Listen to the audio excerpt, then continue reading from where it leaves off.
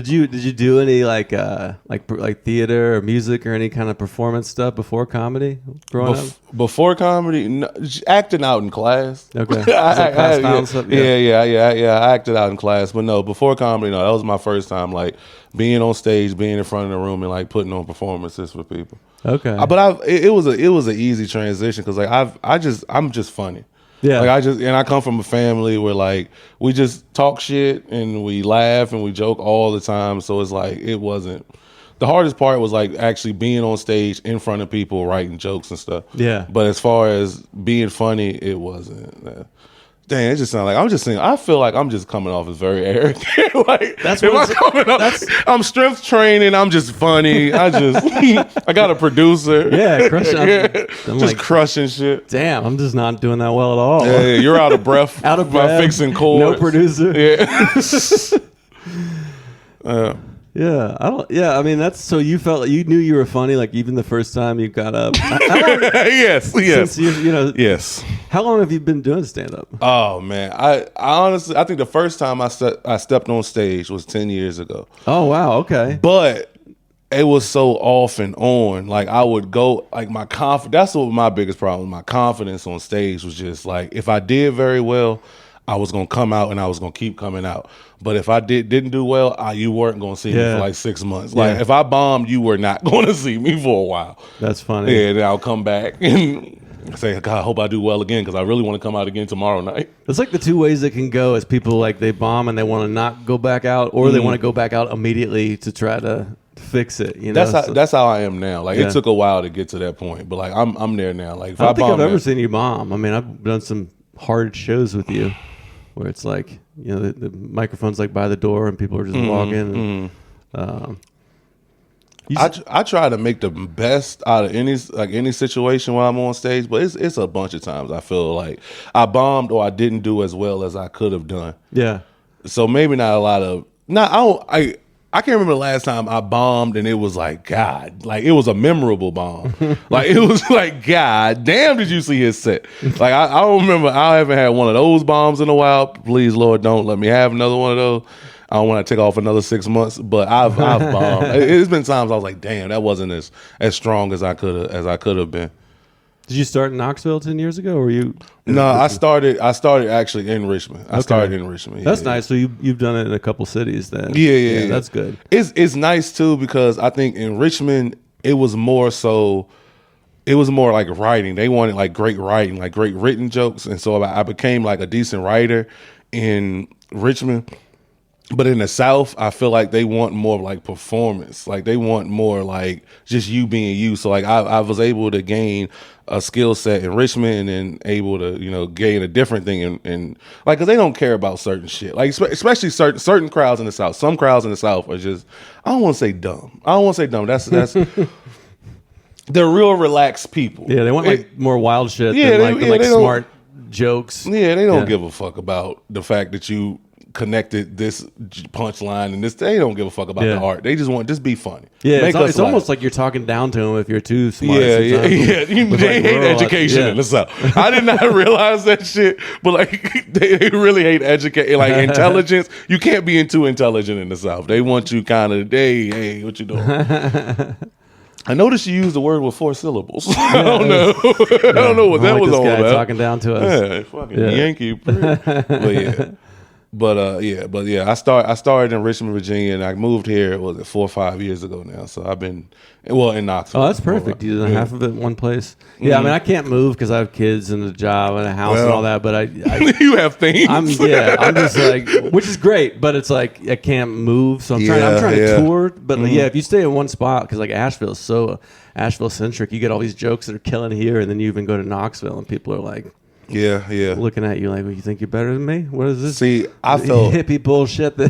I felt good moving down here because in Richmond it was kind of like that too, in the sense of you couldn't say certain things like they wouldn't. I said the word bullying on stage, and like I could just feel, you know, as a comedian, you can kind of feel when the energy in the room changes. I'm like, oh, did I say really? Jew? Richmond? Like you couldn't. Huh. I don't know how it is now, but like this was during the time where they was like all that stuff was pushed, and the world was changing, and you couldn't say certain things.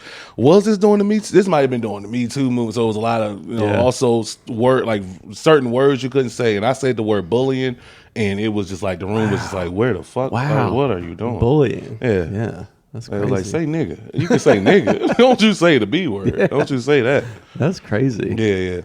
Yeah. But you come down here, you can say whatever the fuck you want. You really can. I mean, I like that about Knoxville is that it feels a little more like you can kind of say wild stuff. And I think Asheville can be a little uptight about that. I keep forgetting, you are in Asheville. Yeah. So you're technically the South. But yeah. It just felt, I was seeing somebody push a baby coming in. I was like, that just looks pleasant. It just looks like something just like calming, just real small. But no, not Knoxville. No. You can say whatever the fuck you want to say. They don't give a fuck about none of that shit.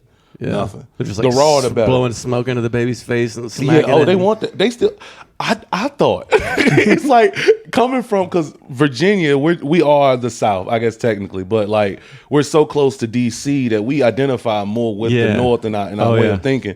So like coming down here and seeing certain things, I thought certain things were outlawed and you couldn't do no more. Like I didn't think that you could smoke indoors no more.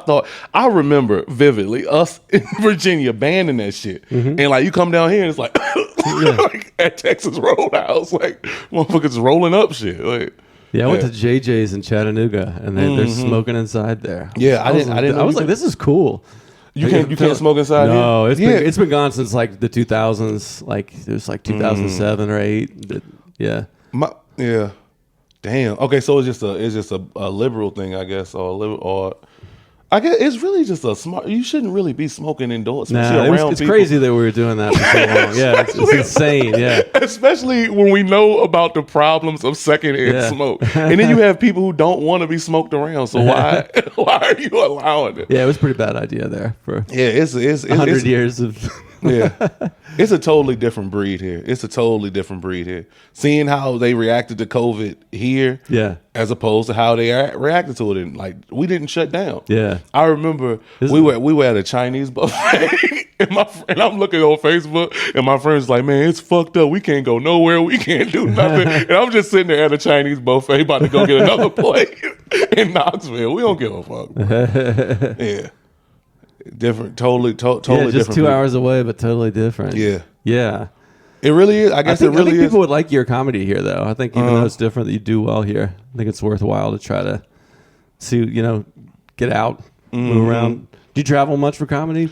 No, not recently. I've been more so like taking time off to really trying to build the Instagram thing up, like some type of social media, because that's very important. But then also it was like a mental thing I needed, and then also see, my problem is this is my issue. It's like I'm funny, but at the same time I have a job that's like I get paid decently, so it's kind of hard for me to like focus as much time on comedy as I need to when it's like. You got a career. Yeah. Same. It's very hard. You're not just like I tried to be a struggling artist, and I lasted for like a month, and I came back, and I was like, I need a job. I know. Like I was like, I can't do this shit. Yeah, same. I had a friend who still like lives in a car, like couch surfs and all that type of shit, and I tried that for 1 month. I was like, I can't do it. I can't. So it's like I got to find a way to make where I'm able to build both careers at the same time and still live. Then I'm getting older. I'm 33 years old, but I feel much older than what people think a 33-year-old should feel. I always say, I have a joke where it's like I'm 33, but I feel like I'm spiritually 50. Like I feel like I'm way older than I just like I want certain shit. I like having money in my bank account. Yeah, I mean, I like the structure of a job too. Like, I'm a piece of shit if I can just sleep to noon and all that. So, I mean, I need the structure of like kids and a family and stuff. But yeah, I can't be a starving artist. No. But I started comedy older. I started when I was like 35. So I'm like kind of just enjoying this. I'm not trying to get like everybody in my scene's like trying to get on Kill Tony and get famous. And I'm like, well, that's cool, but I'm just enjoying meeting people. Is that fun? Because Because I don't know if I ever being felt on like Kill Tony? No, just enjoying the shit. Like it is. It really is. Because I did music before, and when I did music in my 20s, I was like trying to make it. And I was like really trying to get to the next thing, and it just burned me out. Yeah, it starts to feel like a job. A job that you're failing at. Yeah, you're not getting paid for. Yeah, and there's so many people willing to do it for free. There's that element of it too, where it's like, I don't know. There's so many comedians now. Yeah. So many. I feel like comedy's too popular. Like it needs to go back down to like the 90s level, where there's only like a few hundred comics. Yeah, but it is also only so many funny comedians though. So it's like it's a lot of trash. Yeah, it's way more. It's like probably like a 80-20 mix. 80% trash, 20% good, and that may be too forgiving, honestly.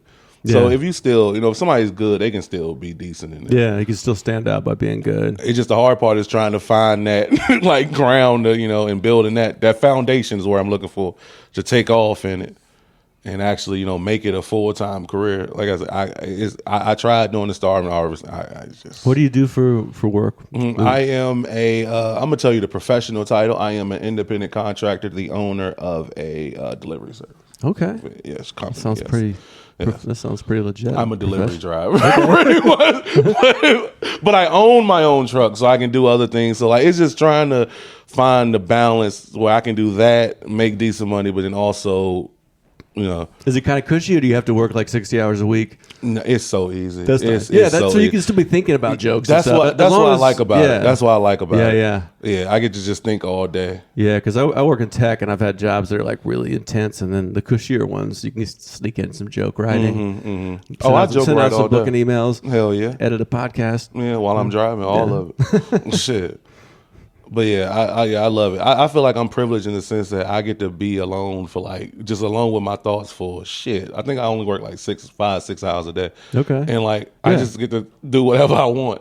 Yeah. Like some people, like when you at work and somebody's over your shoulder and you're draining the hell out you. So when you get home, you're tired. Yeah. I get home, I'm so rested. I am like and she'll still be at work because she worked from home. And I look at her, she just looks so tired. Coming home rested. Yeah, I feel rested. I'm able to do so much. I stayed up one time. I think like 24 hours because I'm just the first half of my day. I feel like I really don't feel like I do nothing. Yeah, it's not nobody. Nobody calls me. Nobody. Yeah, sounds pretty good. Yeah, it's chill. Sounds good. Yeah, it's hard for me to. It's like I said, I'm not just 100% like all in comedy in terms of I'm just willing to give everything up. And it's like I done fucked around and built a family. And shit. Like so, it's real. And I like them. That's my problem too. It's like if I didn't like my family, if I didn't like her, if I didn't like her niece, it would be easy. Well, fuck them. I could just leave. I was thinking about that the other day. I said I could just go to Nashville and I could probably pretty much put myself in a better position. But I was like, I really love them. That's the hard part. Yeah. And this is why fellas don't love these hoes. don't. Yeah. Get your career, get all that shit settled, because like you gonna be put in a hard spot where it's like you gonna be hosting a podcast in the library. Out of breath. Yeah, just out of breath, and I'm leaning to one side, my posture, man, and because it's just like. I'm happy. I fucked around and found happiness before I had money. Like before I had, it's not good for like comedy. It's not. You need to be miserable, desperate. I have a happy home. That's the problem. I have a happy home life.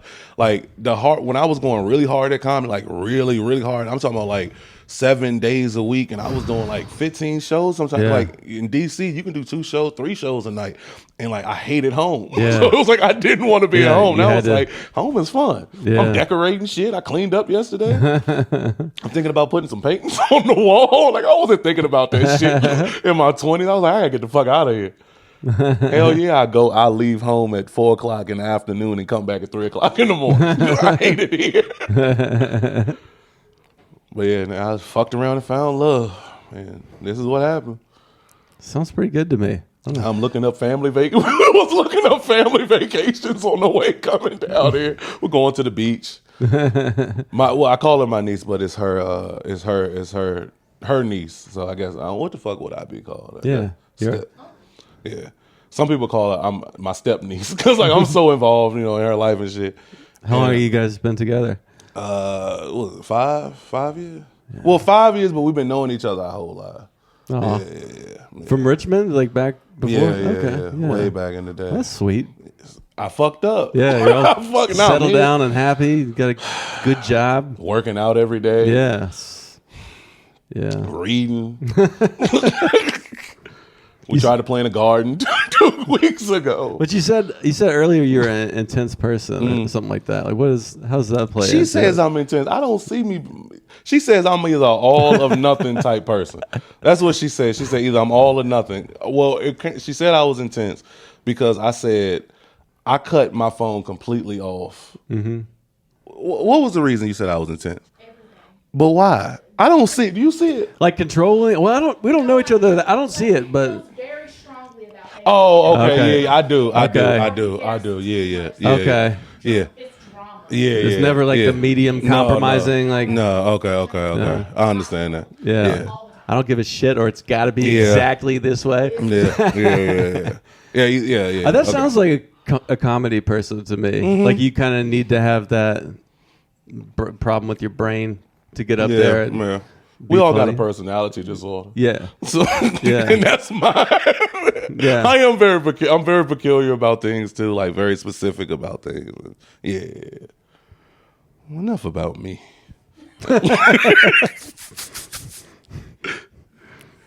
But I have a podcast as well. So how are we going to do this? I don't know. Just go into it's experiment. I mean, this is different. This is much different. Yeah. I have a podcast as well. So we were going to just record our podcast at the same time. I host a podcast called Keith Marcell Hangs Out. You can find that on Instagram. And so I have a list of questions. Yeah. That I want to ask. I'm gonna ask one question. We just going to just have fun. Yeah. Let's go back and forth.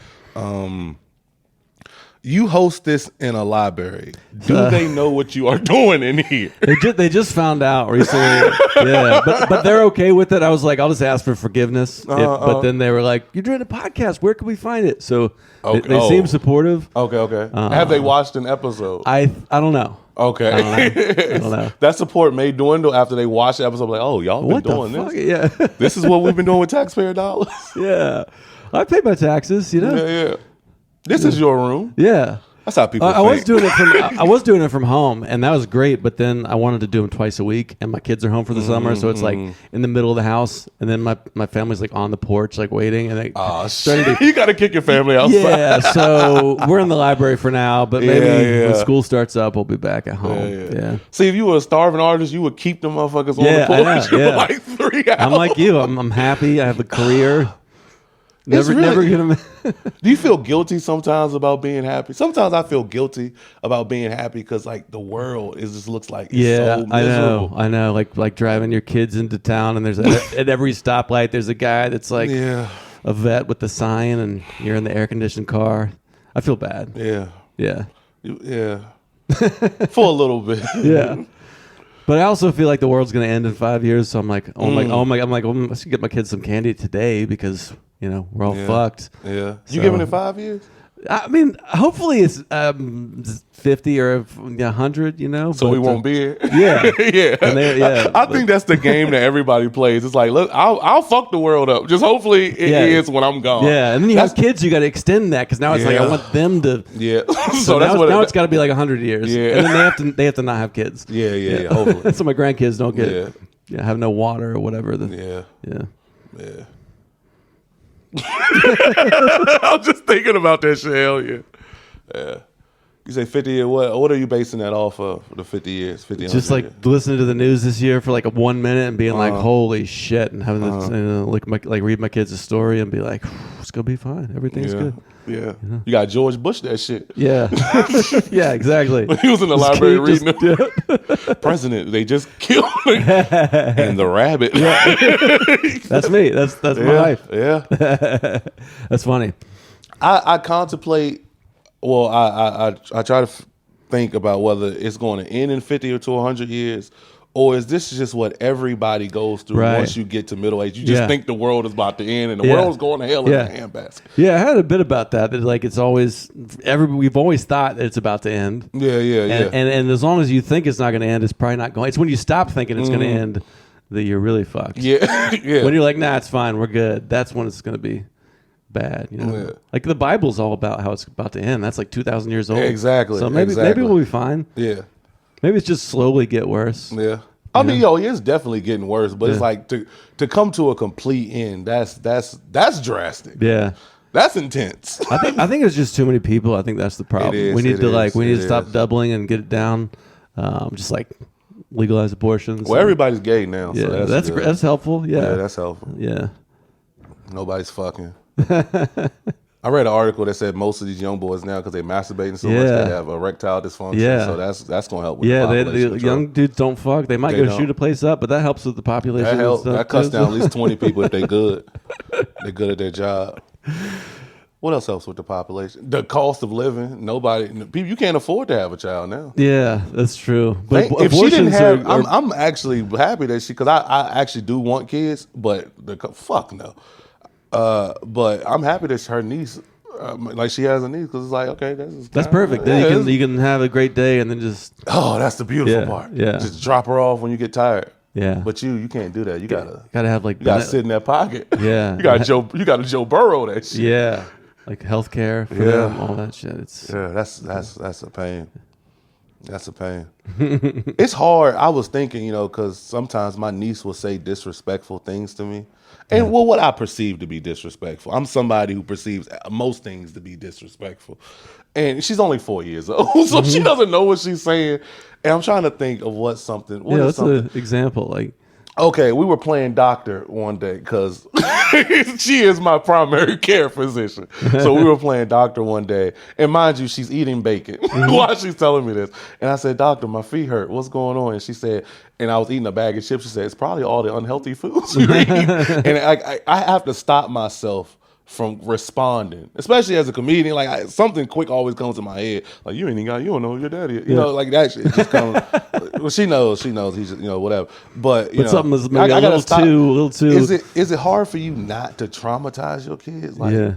Yeah. I mean, and you're not going to not traumatize them. That's the thing. So it's like, I'm definitely not fucking them up in the ways I was fucked up, but I might even be overcorrecting.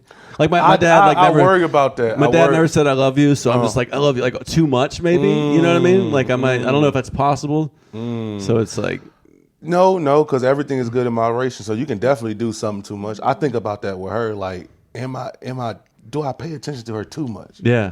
Cause that could be a problem when she get older. Like entitlement and shit like that. Like she'll come in the room and I'll just drop whatever I'm doing. Hey, and look like that's not what's gonna happen when you become 30. She's telling some boring ass story that has no point, and you're acting like it's interesting.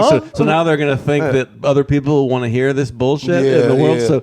Yeah, like validating their feelings and stuff. Like my parents never did that, so now I'm like, whatever you want to feel is fine. But maybe that's gonna fuck them up. Yeah, because they're gonna get out there and think that other people won't give a fuck. So it's a big experiment. You don't not fuck them up. I think, but you have two though, so that's good. Yeah. You can kind of pick and choose which parenting style you want and see which ones works the best. Two different experiments. You can be building out a science guy with your kids. I'm gonna raise one like this and raise the other one like this and see which happens, and then whichever one hits 13 first, and then and whichever one's planning out better. Yeah. That's how. But with her, it's just I think about the one you treat like shit turns out good because they have to like overcome that adversity, and then the one that you coddle maybe turns out bad. That's the problem too. Is like you do want the child to go through a little bit of adversity and feel a little bit of pain. That's does what they say build character. Yeah. But too much of it, that's what builds depression. Yeah. So you got to. It's tough. It's tough. What are some parenting tips you have?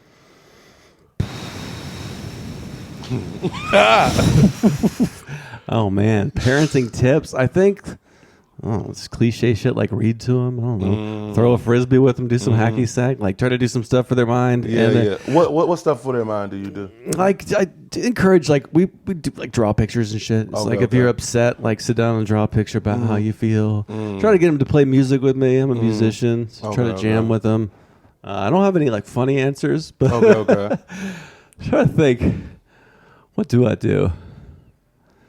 See, even going back to what we were saying, even the drawing the pictures with them, that's tough because that is beneficial. It is helpful, but it's like in the real world, it's like nobody's gonna say your boss fires you, and all of a sudden your kid wants to draw a picture about how they feel. You don't get the fuck out of here, you're trespassing. Yeah, I think like some people like in my family were like, you should now be out doing comedy a few nights a week, you know? But I think like I'm showing them that I'm not just a dad. I'm like still trying to live my dream. So I think that's a good thing. I mean, it's an experiment, but like even if you have kids, you don't have to just be a dad. You can still like follow your dream and your creativity. So that's one thing I'm doing. I think I'm doing right because my parents never did that. My dad was like just a boring ass dad. No podcasting. He didn't have a podcast. No like fledgling stand up career. Well, what would have been the things a cool dad would do back in the when were you raised? Like I'm 45, so I was like 80s teenager in the 90s. So what would a cool dad been? I guess a motorcycle. Yeah, I mean public access. Maybe television. Like rock and roll, like playing guitar and shit. I know that there were some parents who you could go over to their house and smoke pot and stuff, and those seemed like the cool parents. But then in hindsight, a lot of those kids are dead now from like because they were smoking pot at their parents' house. So I don't like all of the things that seemed cool maybe weren't. I mean, it was like a pretty like stable environment, you know. Yeah. Like my parents are still together, so that's pretty wild. That's rare. Cool. So, how long? 50 years. Yeah. Damn, that's good. That's good. I used to think I grew up in like because it was cool because like I had like very little restrictions and I was like, no, that wasn't good. I didn't have no structure at all. But you went through that. Now you got a job. Yeah. Maybe it did work out. You know, could have. Maybe if they like kept you controlled, you would have like now you'd be a mess. Yeah. I mean, it's I don't know. It's hard to fit, and every kid's different too. You can do the same conditions for two different kids. Because like I don't know if we should be letting our kids just go out all day and not, you know. Like when I was a kid, you could just go out for like 8 hours, do whatever in the neighborhood. Crazy shit happened. Your parents never found out. Yeah. But now you're supposed to like, if people saw your kid walking around, they'd like call the police now. Yeah. You know? We have a child that's outside trying to play. Do they not know what's outside? Yeah. It was a more fun. I always think about too, like just as a child, her growing up in this time period, like you can't do things like go outside and play no more. Yeah, that's that shit right there is unsafe. Yeah, depending on who's in your neighborhood and what's going on. But this experiment of just putting them in front of like a fucking algorithm that records and just shows them. I don't know. We'll see. Oh no, that's not. Oh, that's not good. Yeah, at all. That's not. Well, that's not turning out well for the adults. That's why I think most of us are unhappy. Most people, well, most of them are unhappy because you're just sitting in that phone, and that phone is just feeding you stuff, and then most of this, you don't know if it's real, you don't know if it's fake. Yeah, that's really weird. Is now you can't even tell what's real anymore. It's and then they're so good at it. They know what you like, they know what you dislike, so they're only feeding you stuff that you like. Right. So like you can have a wrong opinion. I think about it like you was like, oh, so and so, like the left also often will say the right is wrong, but it's like, okay, let's say the right is wrong. It's like, because they're looking at stuff that is telling them that they're right, and that's the only thing they're hearing. It just keeps reconfirming your Yeah. And then you like, or somebody tells you something that you disagree with out in the world and you can't hear it anymore. You're used to just being fed things that agree with you. We were talking on the way down here or whatever over here about how I got in an argument. I used to argue with people on Facebook all the time. I used to do over the road truck driving. That was just, what the fuck I'm gonna do for 11 hours? Just argue with people. I'm talking about like as entertainment, just getting in arguments. I'm talking 3-4 days. I'm talking, it would be 3-4 days, and I would call her and be like, I got in a conversation with somebody today about such and such. But I was like with text and just a thread. It was. Dude, I'm talking about like what would it start with? Like would there be anything, a post about a news article or something? Just anything. Okay. I didn't give a fuck. It was just something that I saw people feeling real passionate about. And I would just say the opposite. I was like, and you don't even necessarily believe. No. I saw trolling. That's the trolling. Oh yeah. Oh, I was a big troll. I just don't have the time for it. I actually miss it, but I don't have the time for it no more. Well, you're happy now, so you can't be a happy troll. Now I noticed that's what was making me unhappy because I was just trolling people out there. I almost got beat up off of it one time. Somebody threatened my life, and like they found out where I was. Because I'm a comedian, so I post like stuff on Facebook. And so it was this little kid, he was playing basketball and he was crossing people up. And like he was good. And I was just, and everybody's like, oh, look at him, little man doing this, da, da, da. And I just responded, I said, I bet he couldn't beat me. But I was joking, like it was half serious to me. But somebody took it and said, "What the fuck? You a grown ass man talking about this shit?" I said, "Look, all I'm saying is the motherfucker can dribble, but he couldn't do this on me because I can do it." The guy took a screenshot of my comedy flyer and was like, "Oh, I'm only 3 hours away from there. I bet you won't say that to my face." And then they started just my page was public because I'm a comedian. I want people to see my shit, and they just going through my photos, just roasting the shit out of me. It was yeah. It was a bad time. I had to pull my page down for a little bit. That was a rough time. That was a rough one. It is weird how much of our stuff we're putting out there on the internet. I think about that sometimes. Yeah. But especially if you're gonna be talking shit. Yeah. Especially if you're gonna talk shit the way I was talking shit. So you dialed it in a little bit since then? Yeah, I don't do it anymore. Only time I do it now is the slight times I'm feeling a little upset. I'm like, you know what? I want to direct this anger towards somebody else. So let me just queue up the old Fox News or CNN page I was following. Those are good places to troll because everybody's misinformed and they feel strongly about this shit. So you just go in there and just say something opposite of what they're saying. And most of them don't work. In Knoxville, is it a good mix of right and left? Is it when you do comedy shows there? It feels like it since it's in a city. Tennessee's obviously super red, but then you got the brewery whites and all the IPA liberals. It all depends on where you're at. If you're in, especially now with the influx of people coming from California, work from home and all that. So they're bringing all the liberal ideas with them. Yeah, so it's getting more pussified. It's getting more pussified. More like Asheville. Yeah. In Knoxville, but if you in the surrounding areas, it's deep red. Yeah. I've heard some people try to pull out some stuff and give it up for the LGBT, and they just no, we don't. Do you do shows out in the more rural areas? The one place would be a town called Maryville. We run Don't Tells out of them. Maryville, we used to run the Don't Tells out of them, but now it's no, we're not going back because it was just they were they deep red. Yeah. Brandy was saying they didn't like her. No. Closer. Brandy which makes sense. Brandy has 2 trans kids. No, 1 trans kid. They do not like that shit at all. No. I think it's kind of cool though for her to go out there and just say those things. Yeah. They might not like it, but it's somebody came out there and said some stuff that was not the usual Merville stuff. It's so crazy too how you'll let some stuff slide, but you won't let the trans stuff slide. You'll let the American crowd will let the trans stuff not be opposed to that. But they'll be okay with a dead baby joke or something. They like raw shit. They love raw. They love just outlandish.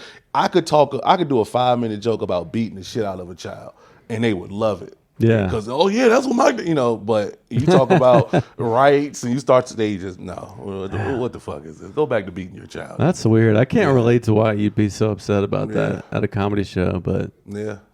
Beliefs. Yeah. Beliefs are strong. It's church stuff, I guess, religious stuff. Yeah. But they like everything else though. They like the rawest of stuff. I actually love the more right leaning crowds because they really don't give a fuck. There is something nice about the right leaning. They don't give crowds. a fuck. Yeah, it's more real. Whereas the left crowds are kind of look around to see if it's okay to laugh and all the virtue signaling. This is what I believe. You could trust the right crowd to be more this is how we feel, whereas the liberals are more hiding it and acting I feel like this. I feel like it's because even if the right is wrong about certain things that they feel, they believe it. Yeah. Strongly. Yeah. So they don't give a fuck. So you say things oh, y'all are evil. They'll just laugh at that shit. White men, they love, dude, if you're doing a right-leaning crowd, go up there and say white men are evil. They laugh. They love that shit. Because in their mind, they're not. Yeah. They love it. I'm not evil. He's just being funny. Not fucking nobody over. I didn't take nobody's land. Really? You think? Because I would think that they would be you saying that to them. They'd be he is right, and they're kind of laughing. They laugh. They laugh hard. They give you a hearty laugh. Yeah. I did a crowd one time. I did a show one time, and I'm trying to be cognizant of not going on stage and just be straight up black, white. So I try to give a little mix. Yeah. So I do some black, white, and I put in some Cardi B, black, white, put in a little ass eating, black. So I try to switch it up. Not just talk about. Just talk. I try to get to the important topics. Yeah. And I did a show, and the dude came up to me. He was like, "You ain't talking more about black, white." He was upset. He was upset. That's what the fuck I came here for. I want to hear this. Like 100% of your set should be about like race stuff. That's what he wanted. Yeah. That's what he was like. I came here for that shit. Huh. Yeah, they very raw people. Very hard people to get a grasp of. Yeah, it's weird because like Kevin Hart's like so big, and he I've heard him say he makes a point not that he wants his jokes to be not just about that. Like talk about family or something that's instead of like this side, that side, to have it be more relatable to everybody. Yeah. You think about stuff like that, or do you think about like what topics you want to like when you think of writing jokes? Do you start out by just being like, oh, something funny happened, I'll take that on stage, or do you think like I want to talk about this topic? No, for me, it's like it's something that has to like be on my mind a lot. Like if it keeps coming, as you said, I'll fixate on something. So like if it's something that keeps coming to my mind, it's like, all right, I gotta write about it, just so I can like just stop thinking about it. Yeah, yeah. So a lot of my stuff is like stuff that it's reoccurring stuff, and I'm like, oh, I gotta write a joke about that, so I can move the fuck on. Yeah, yeah. I think that's the best way. Yeah, any kind of art, it's like this is already what's going on inside me, so I'll try to make some jokes out of it. I don't try to like write, like if something happens today, let's say if I trip and fall, I won't try to write about a joke about that for like at least a couple months, just in case, just to see like, because I feel like some people do that and they go on stage and it kind of like, I don't know, it weakens or dilutes the joke a little bit because it just happened. And then I also think, I also don't want to be one of them comics that like, I feel like some people live life just to write jokes about it. Like, oh, I went to the zoo yesterday. Like, you really just went to the zoo yesterday. So it's like, were you really enjoying the zoo, or you just went to the zoo just to write a joke about it? Yeah. And so like, if I go to, if I go out with her or go out with my niece, it's like, nah, I won't write about it. Like, I don't really write a lot, because it's just like my brain. I'm not thinking about comedy at all. Like, I mean, if something happened, I'll be like, okay, maybe, but it's not something I'm thinking about. It has to be something like I feel strongly about, and like I can't stop thinking about. I can give you some examples. I can pull up my notepad. Yeah, I have a whole bunch of stuff in here that I've been constantly thinking about. Let's go all the way down. Losing a woman you love is hard. Well, that's something I was thinking about in the shower, because I was just like, oh shit, I guess I tell it. But losing, I was like, I don't want to get my material out there for it right now. But I was like, because losing a woman is hard, just because I was thinking about every single time like you lose, like you break up with a woman, the very first thing she says is like, your dick is small. Like that's really the hardest part, because like now it's like you got to deal with this fucking embarrassment and deal with this. Now your friends are questioning you. Now you're wondering if every girl at this party knows that she done told you, whatever. So that's just something that's just on my mind. That's just something I hate when women say that shit. So you like when you have a thought like that, do you like sit down and write with it, or like on paper, or do you just kind of take the idea up on stage and then just start playing around with it? A mixture of both, really. A lot of it is coming up with it on stage. Like I'll come up with a lot of organic moments on stage, but I'll sometimes just like either walk back and forth like in the house with like headphones on and just like think of stuff and like try to go through as much as I can. But a lot of it is done on stage. Do you record your sets? Yeah. Do you go back and listen to them? I don't. I'm very weird about it. That's what I do too. I record them just in case, but then I don't usually. It's good. It's good to do that.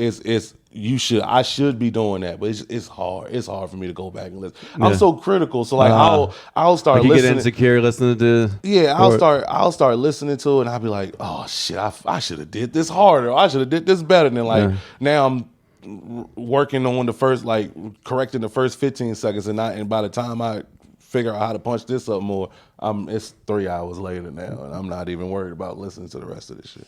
Yeah. I'm very bad about it. I record all my sets, I listen to none of them. Yeah. But the times I have listened to them, I'll be like, okay, this is why people do this. Yeah, shit. It does help. Yeah, it helps a lot. But it can be painful. Yeah, I can't. So it's hard for me. It's hard for me. I'm bad about that. That's something I got to work on. Yeah.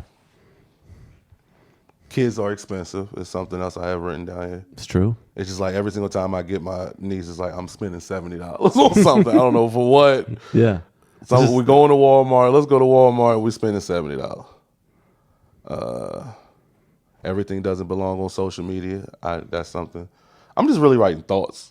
Yeah. so much. Yeah. Just because a lot of people, we were talking about that, people do put too much on social media. Like you shouldn't put everything on social media. Yeah. I mean, for me, it's just like this is my public shit, like comedy. It's not like my kids' birthdays and stuff. That's more private. Yeah. So, but then I have like my in-laws are like, you should be posting pictures of your kid's birthday. You shouldn't be posting pictures. Like I'm a narcissist for posting a pic, which I am, but You know what I mean? See, like, I think people are doing it wrong. It should be like your art, not your personal shit.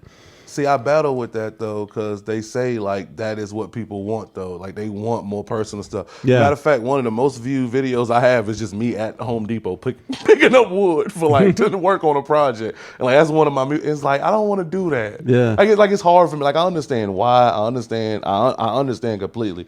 But it's something in me is I don't want to give that part of my life up. Like that's me. I'm not performing when I'm picking up wood at Home Depot. I'm really working on a project. Yeah. I don't want to have to dance in this fucking aisle. doing the latest dance. Like, I'm just picking up wood, bro. Yeah, I mean, this podcast for me is like the happy medium where it's public, but we're still kind of personal. So it's like, but it's like not our secret stuff. It's just like talking about art, comedy. Yeah. It's hard. It's hard. That's the. I guess I understand why people like it. It's just I don't want to let you know too much. I feel like, and then oversharing, it's just, I don't know, it's just annoying. Yeah, that's a form of depression. Yeah, you sharing too much of your life. Yeah, everybody should know everything. You think stand-up might be a form of depression too? A lot of people who start stand-up are depressed, but I feel like you may have to be depressed to start stand-up. No, I've heard one person say they were not depressed and they started stand-up. I guess some people just happy. Yeah, just want to get on stage and just want to do it for the fun. That's how I am right now. But when I first started, it was a little bit of depression too. Before I used to be one of y'all before, not anymore. Which pisses me off because now it's like I have a joke about this, but this is something. Okay, this would be a better example about something that's on my mind. Growing up, I grew up in the 90s.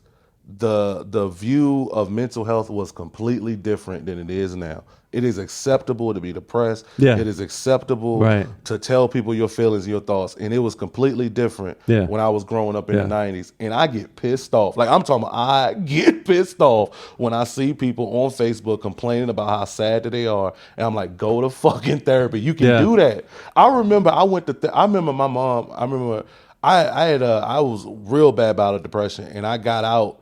And I'm not gonna tell you what I got out of, but I was real bad about a depression, and like the doctor, my doctor was like, you need to take your son to therapy, and my mom was like, okay, I'm gonna take him to therapy, and I was like, Mom, I want you to, cool, and I want you to, but this is 90s, and I was like, Mom, I want you to come in there with me, and my mom was like, I ain't going in that pussy shit, but that was the 90s though, like now I'm looking back on it, it was hard, like it was something hard to hear from my mom, but like no, her mindset was just completely different than what it is now, so I get angry. Like she'll tell you, like okay, I shouldn't. Maybe I'm divulging too much, but if somebody posts a sad status, I will screenshot that shit and send it to her. I say, look at this shit. Like it's pissing me off. Like you can go to therapy, and nobody's gonna call you a bum. Nobody's gonna call you a bitch. My uncle used to be like, "You over that shit now?" I'm like, "It's depression. Like I'm not gonna. It's not a cold, motherfucker. It's something I'm constantly feeling. Like you all right now? You all right? You good today?" I'm like, "No." Yeah, it is weird. Like even when I go do shows in Tennessee, I feel like it's more like don't be a fucking pussy, you know. Like Asheville's just so like if you like I'm in therapy, everyone's like yeah. It's almost too, you know. Yeah. Like I went to Nashville and did some shows, and they were just like they did not applaud being in therapy. Oh yeah. There was a bunch of dudes talking about their dicks, you know. Yeah, they super red out there. Yeah, they still red out which there. is cool. I liked it. Yeah, I like going. I like feeling. I don't want to just play for my team. You know, I want to get out and feel different perspectives. Yeah. It's just it's hard for me. It's hard for me to watch like just the world be what it is, and everybody it's acceptable now, and just people just complain. It's like you can go talk to somebody. Yeah. I couldn't. Like it was not acceptable. Not acceptable. Yeah, it is weird because on the one hand, the world might end and it's a scary time. But I mean, is there some other time that would have been better to be alive too? Because I think like my kids are like, it's the scariest time, but it's also like, when the fuck would they have a better childhood? Like the 50s, like. As a black man, 1800s. It's really hard. Totally, It's really hard for me to want to go back in time at all. Yeah. But I, as a reader, I used to think like, okay, because you hear people make that comment, oh, it was better back in this time period. It was better back in this time period. I'm reading books and like sometimes it'll go back to like 1920. It'll go back to 1860. And I'm hearing white people. I'm hearing people who everybody said had it great saying, man, the world going to hell in the handbasket. I'm like, this was 18. So when the fuck was the world great again? Like when was it anybody? When was it good? Apparently. Yeah. So I think it just seems good. Like when you get old, you don't understand it, and you remember it as being better than it was. Yeah. But it wasn't. It wasn't. You were depressed in the 60s, the 70s, but you just think it was good because you're old and you don't understand it. Yeah. And you're threatened by all the new gender shit. Yeah. The old way of life doesn't challenge you as much as the new way of life because everything you are familiar with everything from this time period. You're not familiar with everything in this time period. So now you're like, well, fuck everything from this time period. But it had, you had things that was going on in the 1860s and 1920s that people would be like, oh, why is this happening? Yeah. What you mean they want to vote? What you mean women want to own a house and not have to go through their husband? You might get drafted, just sent to fucking Vietnam. Yeah. So this is, I think, probably the best time. I don't know. Honest to God, if you look at it, it really is. And we're like more yelling at each other about it than ever, even though it's like probably better than it's been. So it's, forever, even though it is bad, like that's the thing. Like you hear people say that, and somebody might hear it and say like, oh well, it's still fucked up for somebody. It's not going to be okay for everybody. Like that's not. Yeah. I don't live in that reality where it's going to be like, oh, it could be okay for everybody. It can, but it can't because we know why. Know. It'll have to be some more money trickling down for that to be possible. Less people. I think. Less people. I think we have enough like science and shit that if we just got the population, I mean, everybody that's alive now should stay alive. I mean, it's like we just gotta like not keep having more people. Like, get it down to like 1 billion. Yeah. Go from 8 billion to 1 billion. Yeah. And and people talk about how it's like no money in this world. I feel like it may be the opposite. You can look at it on both sides. It may be too much money in this world because like now it's like everybody makes 75. That's nothing now. Like everybody makes that. People, you graduate, you make 75,000. So it's like now everybody can buy shit. So now we have to change the pricing on shit because supply and demand. It sucks. It absolutely sucks. But that's why you're paying $1,400 for a studio apartment because everybody can afford that shit now. Yeah. It's unfortunate. It's a hard truth. it's a hard truth.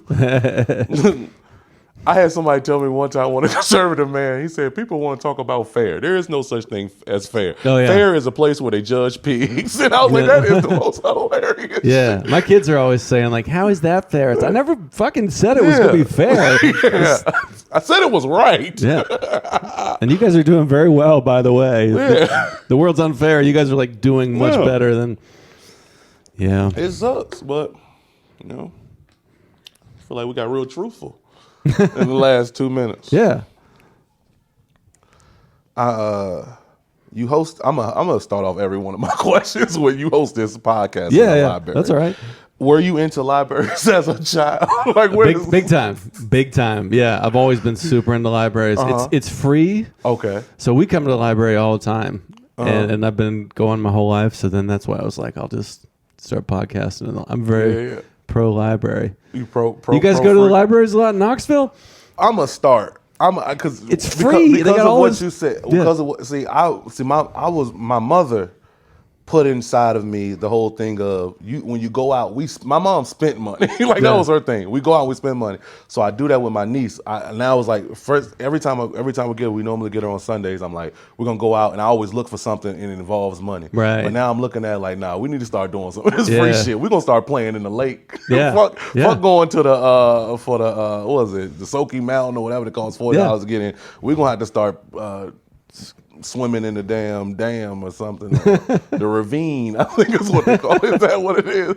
Or stream. We got somebody's backyard or something. It's like a metal pipe with like runoff from the road. I see why our parents had us doing that shit back in the day. It was free. Yeah. Well, other people's parents. My mom swiped a credit card quick. Now we'll just come here and hang out for a few hours in the library. I'll have like the summertime activities. Like every week, there's like we went to like a bubble thing, like a bubble party and shit like that. This is like free stuff. Nice. I mean, you've already paid for it with your taxes. Yeah. I gotta get it. Well, other people are. Just look at this. Don't say that too loud around me. Taxes. Podcast studio. They still looking for me. Yeah. They still looking for me. The tax people? Yeah, they still looking for me. All right. See, here's the. It's not even that I don't have the money to pay the taxes. It's just like, why? Yeah. Like I'm on the side of the fence of the tax evaders. Why? Yeah, for I sure. already pay so much into. See, I guess this is the intensity that she's talking about. It's like I got to go to the store, pay taxes. We pay taxes on everything we buy. You know why? Come on. Now you're fucking with me. I feel like. So yeah, I'm gonna make you wait. And they're just gonna waste it anyway. I mean, that's the thing about like the right and the left is like fiscally, I'm on the right side. Like the government shouldn't be like up in my business, wasting my money. But I think you should also be able to like be whatever gender you want. And have an abortion if you want. It's weird that you have to pick one. they did make one bucket with all the stuff. It's like I don't know. I think socially liberal, fiscally conservative. You know, they do make it hard. I always think about that too. Like I would be on the side of the right. I do agree with a lot of things that they say, but it's so racist over there. Yeah, and they do things like they do want to control your life and stuff. It's like, why do we have to? We can just cut government spending, but you can get an abortion. That's your money. Yeah. Now, but then I don't know. It's a hell of a decision. It's a hell of a decision. I mean, they're both just horrible. Both choices both are so bad. You can be libertarian, but then it's like, why even vote at all? Yeah. That's your guy's not going to win. Wasting paper. Yeah. This is how libertarians should fill out their vote. They should vote and then crumble that shit up and throw it. Oh, that's a libertarian. Count the libertarian votes by the amount of balled up paper on the floor. That's what the fuck you doing, really. But it's hard. It is really hard because it's like it's a little piece on both sides. I agree with. I do believe people should have complete control and autonomy over themselves, but also it's like, yeah, we shouldn't be spending all this money and shouldn't be harassing me for this goddamn tax. Yeah, this little 1,100, this little 1,100 y'all want from me. It's not gonna make. That's my viewpoint. But it's not gonna make or break the government. Don't they come throw you in jail if you don't pay your taxes though? Nah. I've been playing this game for a long time with the government. I've learned they give you at least 3 years before they start even fucking with you. Okay. Yeah, that's my. If you came here for tax tips, you don't have to pay for at least 2-3 years. This is a tax podcast. Yeah, you don't have financial to pay. Advice. Podcast. It's gonna be an FBI agent, IRS agent that's gonna be watching this shit and make a case and make a point to make an example out of me. But yeah, I've learned. Yeah, for 3 years, they don't give a fuck about you. They gonna send you letters. They gonna threaten you, but then after the 3 years, though, then you just pay it. Oh, okay. Yeah, but then it's more though, right? Don't you have to? After that point, they start accepting the payment plan. Then you come to a table that looks like this, and y'all start negotiating. You know, then they all of a sudden. But as you said, I don't like what they do with the money. I don't agree with it. I don't like how they spend it. Yeah. Then you tell me that you're using my money for the roads, but then the roads fucked up. Yeah. You know, the education isn't good. I can see the intensity. I can see it. I don't even have kids in school. Yeah. So why do I give a fuck we use this money for schools? Okay, close your niece has got to learn. I mean, once again, algebra. She got one more year. I guess I'll pay my taxes when she steps foot in that school. Then I'll pay my. You know what? No, she lives in a different school district. No, the fuck I won't. It'll be 3 years. It'll be 3 years. That's somebody else's problem. That's somebody else's $1,100 they need to be hunting down for. Not me. That's just how I feel about that shit. Enough about me. You, as the host. No, go ahead. No, go ahead. Oh, you want to say? No. You host this podcast in a library, which is government property. Yes. Which means technically this podcast has tax exempt status, which is very interesting. We were just talking about that. Therefore, you could start a church in this room. What does the religion of Ryan Cox look like? What do you hate and what's your creation story? For me, it's probably like a psychedelic kind of situation. Okay. That's always the best religion. We get high. just kind of. Yeah. No, everything's that's one. Spirituality. Yeah. I mean, that's kind of like I did music for a long time. Like just you play music. No. As every urban youth, I tried to be a music producer. I had FL Studio, so I did that a little bit. Some FL, yeah, I made some beats. Yeah, so I've done some of that, but like I like getting in a room just jamming, you know, and that's kind of what this podcast is supposed to be. We just get together, just jam with words. So I think my religion's just kind of like when you get together and jam with people. And just it's more of a discussion group. Yeah. Okay. Yeah, that's cool. Just like merging, like a good comedy show where the room just kind of merges into one, and everybody's like, you have people on different sides of politics, but everybody's laughing at the same jokes. What are y'all going to be joining around? Like, what do y'all think? What do y'all hate? Like, what do y'all bond over? Is what I was looking for. Just the drugs. Just the drugs. I didn't say anything about drugs. Oh, I thought you said psychedelic. Yeah, I was assuming mushrooms. Yeah, I mean, that doesn't sound bad. But yeah, I can't say a lot of that stuff on the podcast. Oh, okay. But yeah, I mean, just we are in the library. That's what. Yeah, the religion of Ryan Cox. What does it look like? It's an odd question. Yeah, I thought of these on the way here. Yeah, man. I just think it's getting together with people. The cult of Ryan Cox. Connecting with people, having a good time. Like I think divisiveness, we kind of hit on that, is like a really big, scary problem right now. And comedy shows, music, things like that. That's what I see as church is you just get together and you share a moment together without screens. I think that's what God is. Just kind of like people being present with each other. Yeah. Hanging out, man. That's a horrible answer, but that's all I got. No, that's good. I like that. Like that.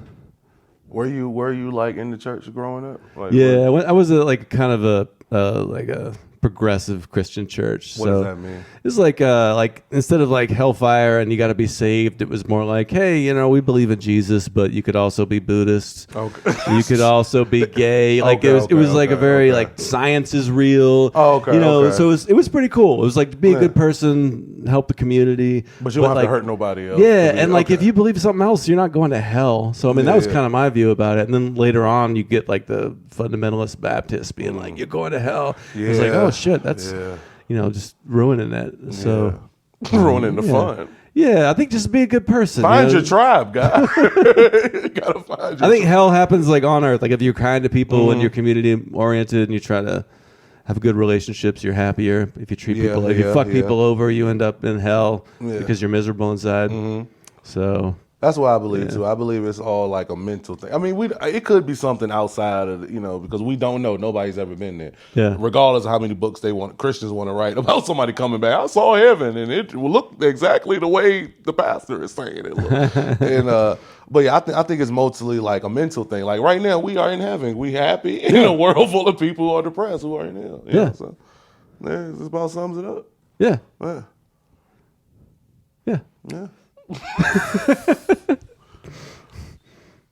I do think it's all mental. I think you can be in heaven. You can be two people. One person can be in hell mentally, and the other person, can be because they're aware of their mind and what's going on and conscious. You just gonna feel better than that person. Yeah. So that person's gonna feel trapped. That person's gonna feel like it's you call it the valley of dry bones or whatever you want to call it. And you're going to feel like you're floating on air. Yeah. I feel like I walk different. I feel like I just stride, like I glide a little bit, because I'm happy. Yeah, I mean, I'm getting into that, like just the cliche, like having gratitude, and stuff like all is just the cliche. Like because I'm 45 now, so it's not like I'm trying to get to the next thing. It's just starting to get exhausting. Because for me, like at 45, I can see that like the next thing pretty soon is like health decline and death. So it's like this is it. Like how do I just enjoy this weekend and this conversation and stuff like that? I spent my whole life trying to get the next thing. I'm kind of just exhausted by it now. And I'm around young people that are just like that, like got to get on the next thing, got to get on the show. Why didn't I get booked? And I'm like, man, I see myself in that and how much pain that's caused me. So I'm trying to just be like, that cool, like vibing old ass hippie that's just say, hey man, whatever, dude. Let's Wasn't it a movie where it was a guy like I can't remember his name, but it's a guy with like real funny eyes, and he went undercover in like a high school, and he was like, hey kids, where are the drugs? like hey kid.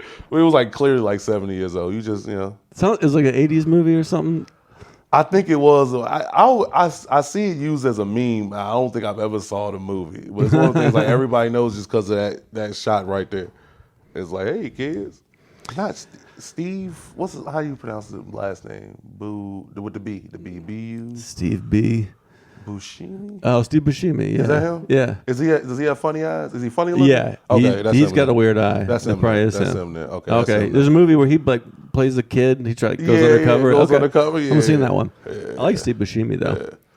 It had to be one of his early ones because he kind of looked younger in it. He kind of looked kind of younger in it. How about for me, like the God is like right now. It's like this moment, and it's like we're just trained to like want the next thing. Yeah, that's the devil. And that's the greed. Is, yeah. And then you get it, and you just want more. Like I mean, even if I did like start touring the country and doing clubs, I'd probably be like, oh, now I want to do like theaters, or you kind of just want the next thing, and it's just kind of, I don't know, it's exhausting. I don't think enough attention, and this is one of the things. It's been kind of like a balancing act of, do I go full in with comedy? Because like I know things now, and it's like you don't see a lot of entertainers. They either die by suicide, or they die broke, or they just unhappy. Like you watch most of these documentaries of entertainers, they're not happy. Yeah. Oh yeah. That third act is a drama. Yeah. The rest of it is inspirational and comedy, and this is fun, and then it's just sad, and I just lost everything, and nobody likes me no more. Yeah, you might have like 2 hours a night where you're on stage having a great thing, but then you're back at the hotel alone. You end up doing drugs,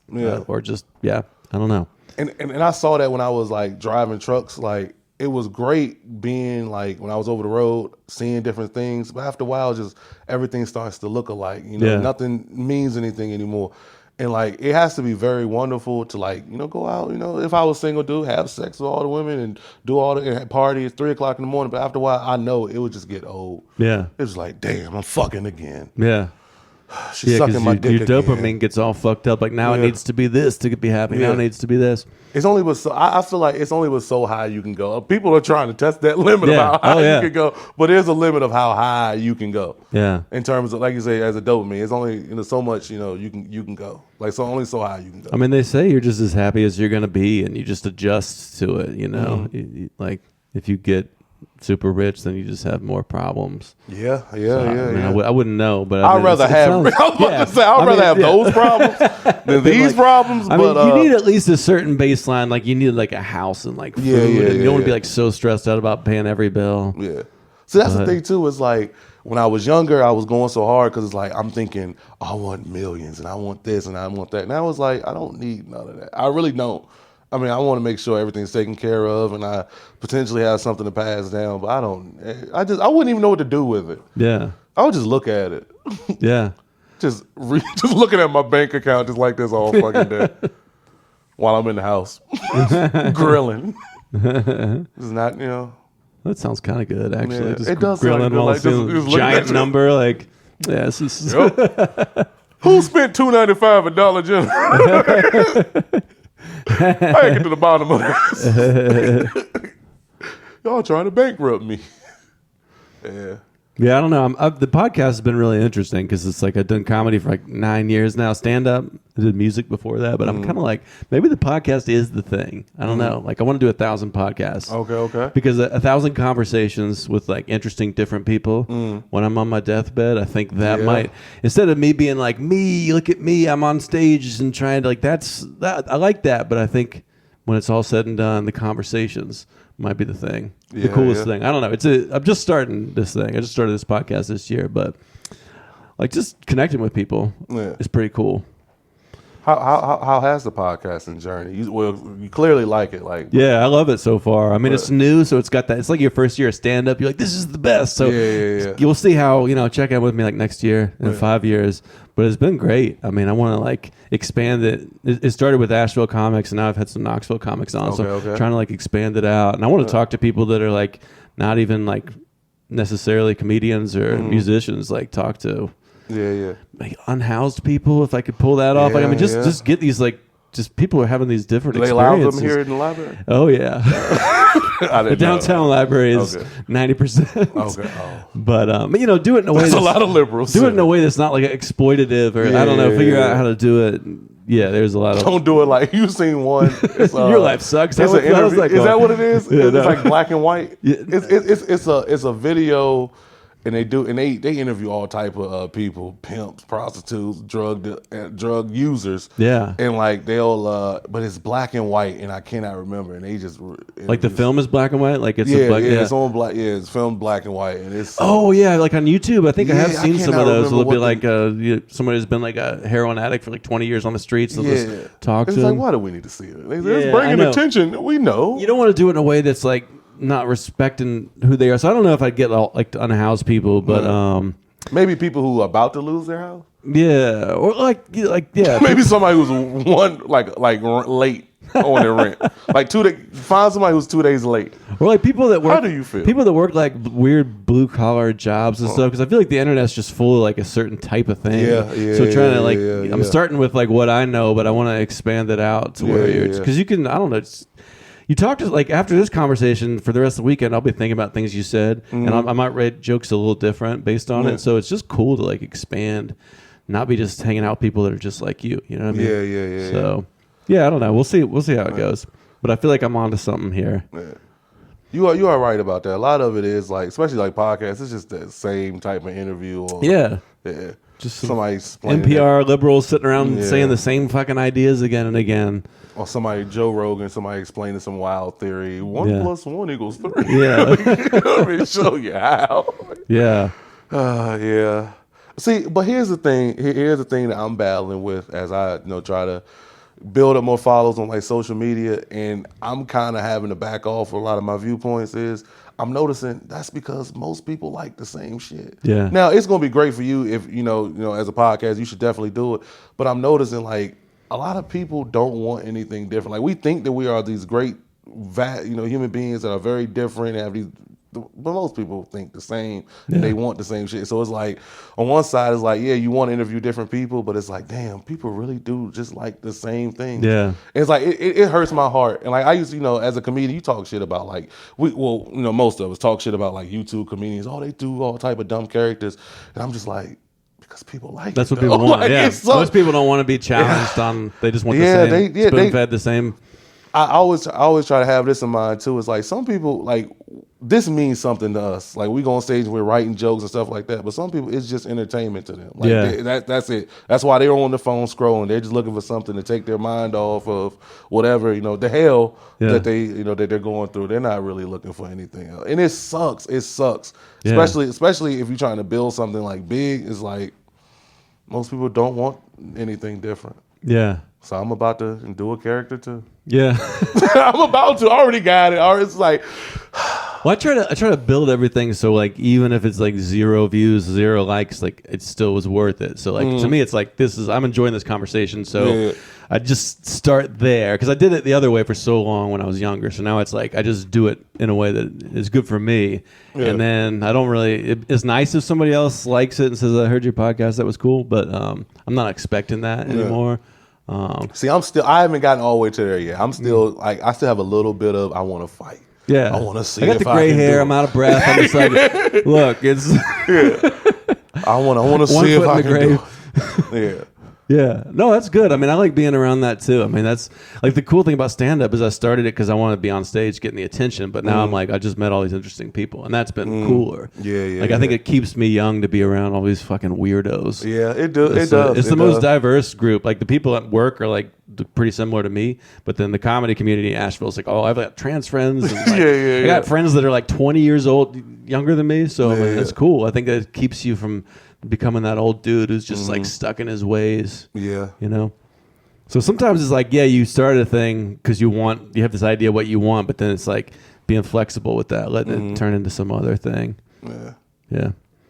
I think for me, I like hanging around different people because it's like, especially because I used to live a very chaotic lifestyle when I was younger, and it's like now I'm becoming more structured and I'm doing things like getting a good night's rest and watching what I put in my body, trying to treat everybody with respect and I practice mindfulness and stuff like that.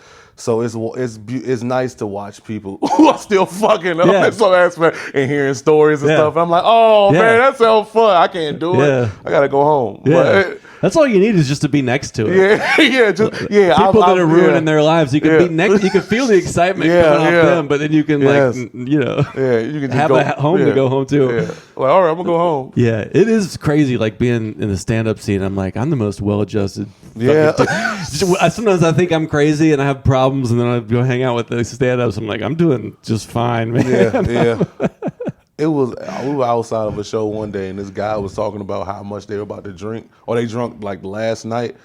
And the guy said, so we made a punch, and we used Everclear as the base, then we threw in tequila. I'm like, whoa, you used Everclear as the base? I've never heard nobody started off with Everclear. That was the water of the thing. That's crazy. I'm like, oh, tell me more, though. Yeah, we threw tequila in, and we threw this in. I'm like, oh, my God. So did you do shit like that when you were younger? Was that like... Did you party hard? I didn't really even get to enjoy my crazy days because I didn't know what was going on. I just thought I was just drinking, and I didn't realize until looking back, I was like, damn, I was low key an alcoholic a little bit. Like I was for passing out while driving. Like I just thought I was sleepy. Like at the time, I was like, okay, I was just sleepy. I needed to get some rest. Now I was like, nah, you was drunk. And that's why the rocks had to wake you up. When I was, veering off the road, and I fell asleep in traffic one time. I never really did shit like that. I would just fall asleep. I would just get drunk and fall asleep, really drunk. That was it. So it really wasn't even as chaotic as everybody. That's probably good. That's probably why you're still here. You just get sleepy. Yeah. Your body is just like, we're just gonna. Well, I got a little bit of sleep apnea too, so I can. So before I even did anything crazy, I fell asleep one time, drunk at an open mic one time. Mm-hmm. Yeah. Like that was my crazy. Doesn't sound too bad. Yeah, I didn't get to do anything crazy because I was asleep. But boy, if I was up, the shit I would have got into. I'm trying to think, did I do anything crazy that I just fell asleep? It's a different chaotic. One time I got high off of edibles and I forgot how to walk. Then I just went to sleep because I couldn't get up. So I just... That's the best, yeah. I just went to sleep. Just go to sleep. Yeah. And then it'll be fine. Yeah. I actually learned that technique because, like I told you, before my past, I was very depressed, and so I was one of the first ones on I can't remember what depression medicine, and as soon as I took that medicine, I just got very sleep. I think that made me have sleep apnea. I don't know what it was, but honest to God, if I felt myself getting angry, my brain would just go to sleep. And I remember one time, me and my mom were kind of getting into. I was real young, 8, 12. I was kind of getting into it with my mom and my brain, and I just felt myself getting drowsy, and I was trying to fight to sleep so I can keep arguing with this person. I said, when I wake up, I swear to God. Do you feel like you're less argumentative now as you get older? Yeah. I've learned, honestly, it's a little, but you my baby. Yeah, of course we argue. That's different. That is different. I used to always have to, but even with her, I'm not as into my points I be trying to make to as I used to be. But at one time, I used to just argue. I used to be like I said, it was entertainment to me. Yeah, it was more you enjoy the arguments. And then I was I'm still very opinionated, but I've learned you don't need to give your opinion on everything. Not everybody cares. It's I've learned that, But if you we're talking about the child drawing the picture, no, not everybody's going to care. And I've learned that not everybody cares. Sometimes you just gotta somebody's going to disagree with you, and that's just going to be what it is. Yeah, and with drawing the pictures with the kids, it's so they feel better. It's not because anybody's going to give a shit about the picture. But I used to. I still have a young friend who still is very much argumentative, so I get to hear about him cursing people out in bars at 3 o'clock in the morning. And then I was trying to tell him that this is how America is going to, and all this stuff. So I get to live, is it vicariously or vicariously through that person?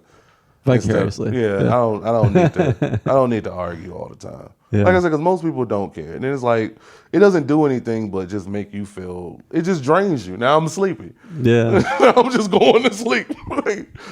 I don't. Yeah. Yeah, that's interesting what you're saying about how most people don't really want to, like, people just want to see the things that they're comfortable with. Most people don't really want to, because like when Brandy was on here, she was talking about going to Merville and doing that bit about her kid and how, and I was like, that sounds awesome though. That like that's the cool thing about stand up is even though somebody was upset and you might not get invited back, that like somebody brought some art to Maryville that really like shook things. It wasn't. They did not appreciate just somebody doing the voices and shit. Yeah, like they did not appreciate. That's cool. Yeah, but you never know. Maybe like some of those people, like 10 years from now, they have somebody in their family's trans, and it's like they remember. Oh, I did hear about it once at the thing. You know, like maybe even though people like get upset at the moment, maybe it could have some kind of effect long term. Like you never know what's going to happen. You know. Yeah. You say some wild shit. I think that's the only way that that somebody like that is going to change is if it like a trans child is in their family. Like you see that a lot. Yeah, you'll see somebody like, I'm a redneck, I believe this, and all of a sudden now I got a biracial child or a trans child, and now all of a sudden I view things different. You know, so it does. I think that's also a lot of, and what I'm noticing too is the people who feel strongly about something are mostly the people that don't even interact with that thing. Yeah. So it's like, because you can dehumanize it because you're not like, you don't have that around you. But me being from the country, from a smaller town, we were homophobic. It was strong. It was very strong. But like, and I looking back on it, I'm like, y'all, we had the town homosexual. Yeah, it was just one. So why did y'all hate them that much? That poor person, man. Yeah, like what was it was one. Yeah. But I guess that is, that goes back to who we are. We're primitive people, so we're different. So fuck you. Yeah. And fuck you for this reason. Are people still mad about gay? We're beyond that, right? Is everybody mad about? Everybody's got like a gay person in there. See, I've been living in blue areas so long. Everything's copacetic. Gay people can walk freely and nobody's gonna hit them with a rock or nothing like that. But in smaller towns, I don't know. I haven't been in Maryville is still kind of and then you go to the outskirts. It's you'll run into some stuff. Like not trans, but just gay. Just like gay. Still, wow. Just gay. I mean, Wow. Because Asheville's like, if you're not a little bit gay, they hate on you. Yeah. See, it's the opposite. It's like overcorrected. Yeah. You've never sucked a dick once? I'm like, no, never. They're like, so your wife never pegged you one time. Come on, get out of here. Yeah, he's fucking straight. It really is. It really is like that here. Got a stratic over here. I try to blend straight and the other word to go. Stratic. I'm not gonna say what the other word I was blending. But why you call that? But yeah, if you go to certain towns, it's still very backwoodsy. Yeah, but that's pretty much the fight of the world. Is like the world changes, and you gotta convince the red states that hey, this is the means of operation now. And I do have some sympathy for like how fast I mean, I don't think 80-year-old people need to be cool with trans. I mean, just let them be 80. They're gonna die soon. Like I think the left can be a little too like you have to accept these things. I just let them sit in Wisconsin and they're not. They're not be 80 years old. Yeah, it's like it's fine. You don't have to. I think the problem is like they aren't just sitting and being fine. They're then going out and voting. That's the problem. It's like if you were just sitting and being, I mean, that could be somebody can view that how they gonna view it too. But it's the fact that you're actively going out and then voting against these people's rights. And I'm not saying that I'm not respecting this, and I'm not, throwing temper tantrums in the voting booth. Yeah. I'm just ready for this year to be over. The fucking election year. Yeah. I don't want to hear about either of these old bastards ever again. It's really just both sides are laughing at the other side, but it's really just sad all around. Yeah, it really is. It really is. These are the two. This is what we've. Yeah. I mean, seems like there should be a decent one. And then I was telling her, I was like, it's so crazy. At one time, the president of the United States was the highest job. Everybody wanted that job. It's like people were campaigning. You knew Obama was running before the other election was done. Like you knew that this is the person. But now it's like nobody even wants the job. Yeah. Like nobody wants it. Yeah. So it's like maybe this is all we can get. Yeah. It's not even sexy anymore. It's just the oldest, shittiest. It's just politics all around though. Politics all around. Everybody's old. That's the thing. I think it's like, I can't remember the age, but it's like the average age of Americans like 30 something years old, but the average age of our politicians are like 60. It's like, oh. Yeah, it's kind of weird. Yeah. They have a hard time relinquishing control and that power. But that has to be a hard part because it's like you're 70 years old, your whole life is this. If Biden stops running, nobody's going to give a fuck about him no more. Yeah. He's just going to be an old man. Yeah. Nobody's going to come visit him. Yeah. They're going to visit him one time, maybe once a year, maybe during the Super Bowl or something. They go, just give it, whatever. But after that, nobody's going to give a fuck. Yeah. All your friends is this. Asleep in a lazy boy there with a blanket on him. If you think about it, it's almost like why you see old people will go to Walmart and be door greeters. Yeah. They don't need the money. They'll tell you, I don't need the money. Yeah. I'm just taking this job. Yeah, I don't need it. But it's like, I want something to do. Yeah, it's and so sad. Biden needs something to do. I guess. That's why I'm trying to enjoy things now and not get to the next. Because I'm seeing that. I'm seeing myself like going for that greeter position. Yeah. It's another. It's not that far off because life speeds up. Yeah, it does. So if I'm 45 and I make it to 90, I'm already halfway through. Mm-hmm. But the second half's going to feel a lot faster. Yeah. So really, it's downhill. I'm like 90% done. Now you're like, picking up speed. Yeah, this is like my last. I've only got like a month left. Really. Yeah. It's horrifying. You say you're 44? 45. I just turned 45 last Just turned week. 45. Yeah, you're right there. Yeah, man. Either you're at the point, either you're at the top. That's why I'm hanging out at the library. Yeah, It's a place where elderly people can ffeel accepted. and then you saying shit like my taxpayers paid. I My tax paid for dollars this paid thing. for Why this. wouldn't you go to the? Because this is the fucking library, man. Like nobody wants to. Yeah.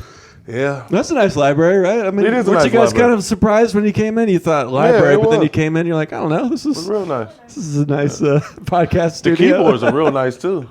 I have a shed that I'm going to try. Oh yeah, the yellow keyboards, that's so real your nice. old like eyes can still see. Oh, that's good for them. Yeah. That's good for I them. got a shed at home that I'm trying to convert into a podcast cave, but I thought it might be creepier to be like, you want to come out to my shed? Yeah. Like, I don't know. Sometimes yeah. I have ladies on. I'm like, I don't know. Can you be like, yeah. come out to my shed? I don't know. Did offer for them to bring someone else. Yeah. They scared. Yeah. Okay. Yeah. Bring a friend. I have duct tape for everybody. I mean, I've got videos up of me talking to other people, and they're still alive. Now, so. Check first. Well, geez, I don't know. We're at an hour 25. Should we? Oh shit! Should Well, we let wrap it up? No, yeah, we can keep going. Let me too. do it. Yeah. I just had two. Had two. Okay. I suck at answering questions, but I'm gonna try. You host this podcast in a library. Do you have a sexual? I don't know why I meant to say librarian, but I said, do you have a sexual fantasy with the library, which the podcast creates an alibi for, or do you have a sexual fantasy with a different profession? Is that what this is? Is this a cover up because you want to see sexy librarians, or is? I mean, I do think the sexy librarian is pretty hot. Or do you have you have a sexy librarian fantasy? I mean, yeah, and Okay. I do now. Like now that I'm thinking about it. We're uncovering kinks now. Yeah. Was that the? That was the question. Yeah. Did I answer it? Yeah. Okay. You have okay. Yeah, Yeah. I mean, I think librarians are sexy. they are. Glasses. Just a woman with glasses. Yeah. Look, bring your smart ass. Bring your smart blind ass over. Get you up on this yellow keyboard here. Yeah, smart blind reading that. Man, hell yeah, we'll put them books back. Have they ever did a porno in the library before? Oh, That I'm would be sure. cool. Yeah. That would. I'm sure. It's That's so probably many like the third opportunities. one. There's so many opportunities to do. So many different creative ways you can pull that off. She's putting books back. That's a scene.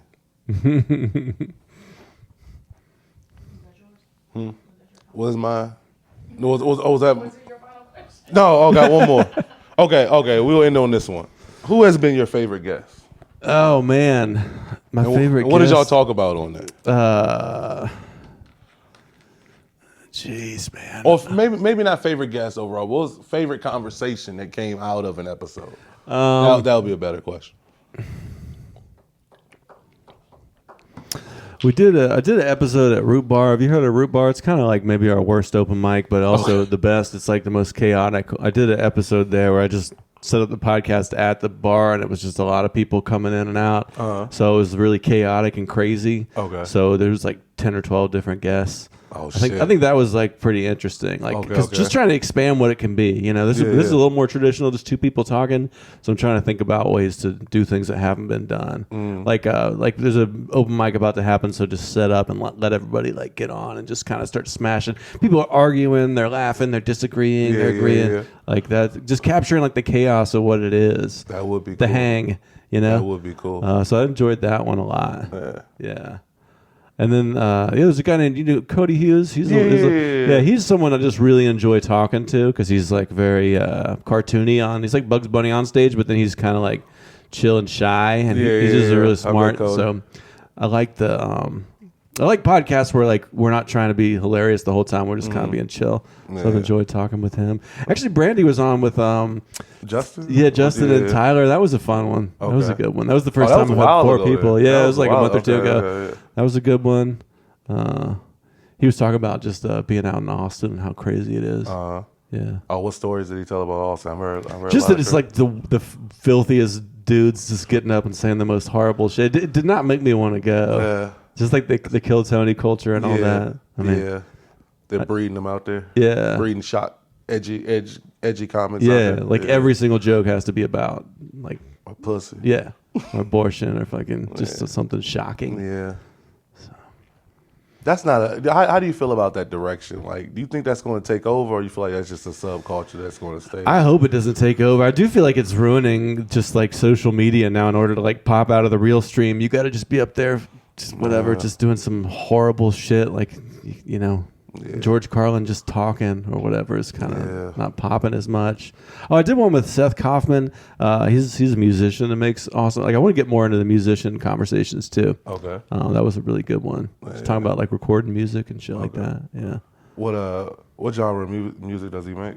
He does. It's kind of like it's kind of like like psychedelic. Let's go back to that again. Okay. He's a band called Floating Action. They're on like Spotify and everything. All right, check that out. Really good. Yeah. What was he talking about in terms of recording music? Like he records everything himself. So he just gets an idea and he like lays down a drum beat and then does bass and then does keys and just gets into the fever. So that I love. Like I can talk about that all day. Like the creative process. You know, how do you write jokes? How do you work it out on stage? Do you write before? Do you listen back to the recordings? That kind of shit. What is your creative process? I don't know if we talked about yours. It's always changing, man. Like I do right now. I'm trying to just go up with like keywords and be like, here's some just things I'm like you said. Here are things I can't stop thinking about this week. So I'm gonna take them up to Root Bar and just kind of like smash around and fumble. And then by the time I do a show, maybe I'll have some like tight punches that I can do. Yeah. I feel like the more organic the joke like comes about, like the better it is. Yeah. If you're trying too hard, it's not authentically. Dude, I get hyper fixated on stuff. It took me 2 months. I kid you not. I didn't realize it took me like 2 months to write a joke. And after I was done, I was like, this is the worst shit. I tried to do it. Yeah. I tried to do it on stage one. It was a long story. I mean, a long ass story. Yeah. That I was like, this is going to be 7 minutes, 10 minutes. Oh God, I got a story. And I did it. And I was just like, I don't give a fuck about stories are hard, man. Yeah. Stories are hard because you get in the middle of it and you're like, they're laughing and you're like, how do I get out of this story? I'm learning now how to build a story is like the piece by piece method. Like I don't know if you know Ali Siddiq is. He does like long form. Like, that's why I was like, oh man, I want to do a story like him. I want to do more long form shit too. That's so tough though. You have to be so good because it's like a 10-minute story, but it's still built with jokes. Yeah. So you got to fit all these different jokes into a story. It's hard.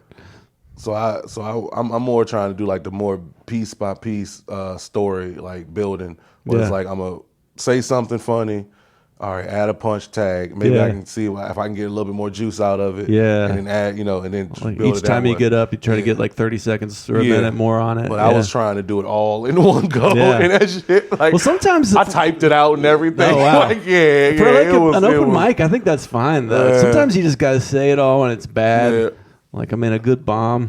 It was good though in the sense of I did it, it didn't work, and I saw why it didn't work, so now I know how to do it. Yeah. You do got to fail in order to succeed. Totally. Yeah, you're saying about how you hate bombing, and it's like, but if you don't bomb, if you're not bombing in bombing new ways, not bombing the same way. I'm better about it now. I'm much better about it now. When I see somebody bombing the same way with the same joke, that's not gross. But if you're bombing in new ways, you got to humiliate yourself in new ways every week. Yeah. You do see that sometimes. I'm like, oh God, I would hate to be in your mind. Like what? Because that's just I just feel like that's just natural. Like you do something one way, it doesn't work. You're like, oh, okay, what didn't work? Yeah. And then you figure out what makes it work. But like to go up there and it doesn't work, and you just keep doing it the same. That's insanity. Yeah, right that tells me you're like, you're either insane or you're just not aware of the room. Like you're not, you're in your own head, but you're not. You need to see that they. Yeah. Then those comics get off. Then they get off stage and they say the crowd fucking sucks. Yeah, the crowd sucks. Yeah, all 7 of them. The last 7 crowds I did, they all suck. Yeah, it's them. Yeah, it's tough, but they're in hell. They're in hell and we're in heaven. That's what I'm saying. Yeah. I feel like that's the perfect way. Yeah. Are you trying to wrap it up? Sure, man. We're at an hour and a half, so that seems perfect. All right. But thank you for coming on and having me on your podcast at the same time. Yeah. Maybe we might start something new. This could be the new trend. People are like, man, I'm fucking sick and tired of those podcasts where all they do is 2 different podcasts in one. I'm tired of that. Yeah. These mashups. Well, cool. Well, thank you for coming on, Keith. Thank you for having me. Appreciate it. Can I tell them where to follow me? I'm trying to be better at that. Can I do that? Can I do that? Yeah, and I'll put the links down in the description. But let's see. I'll put mine on YouTube. Okay. Spotify, Apple Podcasts. Okay, so I don't need to do it. Is that what you're trying to convince me? I don't know why you want to do it. Can I do it? Yeah, of course. Comedian Keith Marcell on Instagram. Please follow me. Yeah. I would appreciate it greatly. All right.